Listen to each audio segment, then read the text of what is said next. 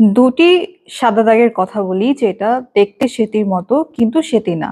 একটা হয় বয়স্কদের আর একটা হয় বাচ্চাদের। আগে বাচ্চাদেরটা বলি। বাচ্চাদের হয় এটা হচ্ছে গালে, স্পেশালি ঠোঁটের চারিদিকে, আর এই যে এখানে গালে। এটা হচ্ছে গোল আকৃতির হয়ে থাকে, রংটা অনেকটা সাদাটে, দেখলে অনেকে মনে করে সেতি। যেহেতু বাচ্চাদের হচ্ছে বাপ মারা ভয় পেয়ে যায়, স্পেশালি মেয়েদের হলে বেশি ভয় পেয়ে যায়। ওটা সেতি না, ওটা হচ্ছে পিটিরিয়াসিস অ্যালবা। এবার বলি হচ্ছে যেটা বয়স্কদের হয়ে থাকে। এটা হচ্ছে ইডিওপ্যাথিক গাটেড হাইপোমেলানোসিস। এটা কোনো কারণ নেই এবং এটার চিকিৎসাও নেই এবং এটা আপনার শরীরের কোনো ক্ষতি করে না। এটা খুব ছোট ছোট বৃষ্টির ফোঁটার মতো, গাটেড মানে বৃষ্টির ফোঁটার মতো ছিটা ছিটার মতো হয়ে থাকে, পায়ে বেশি হয়।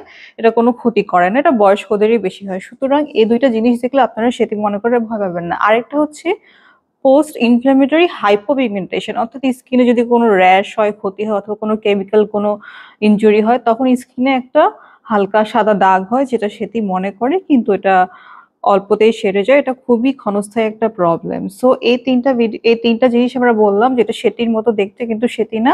আর একটা ভিডিওতে সেতির মতো দেখতে অনেকটা হয় কিন্তু সেতি না, ওটা নিয়ে কথা বলা হয়েছে, চাইলে আপনারা দেখতে পারেন।